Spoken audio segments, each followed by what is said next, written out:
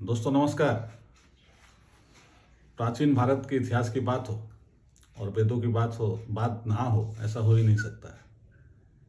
क्योंकि प्राचीन भारत के अंदर ही वेद है और वेद के अंदर ही भारत है। तो सवाल उठता है कि वेद कितने पुराने हैं। अंग्रेजों ने तो शुरुआत में वेद को काल्पनिक ही माना, लेकिन बाद में मैकाले की शिक्षा पद्धति के वक्त मैकाले की तरफ से एक अंग्रेज विद्वान फ्रेडरिक मैस्कुलर ने वेदों को आज से 3500 से 3200 वर्ष पुराना माना।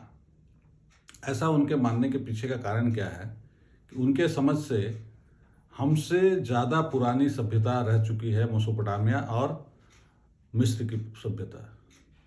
इसी सोच के वजह से उन्होंने 3200 से 3500 पुराना बताया। हालांकि उस वक्त ही यूरोप के बहुत सारे विद्वान इस बात का विरोध कर रहे थे, जिन्होंने वेदों का अध्ययन किया था, संस्कृत का अध्ययन किया था। और ऐसे ही विद्वानों के माध्यम से फ्रांस में एक सभा में मैस्कुलर को बाध्य किया गया ये कहने के लिए कि उन्होंने जो भी कहा है वो एक संभावना है।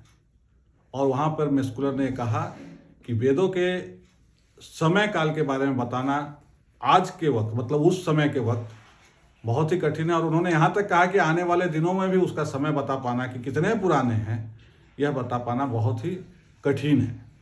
उसके बाद महान स्वतंत्रता सेनानी बाल गंगाधर तिलक ने, जब उनको मांडवी के जेल में निर्वासन में डाला गया था, तब उन्होंने एक किताब लिखा ओरियन।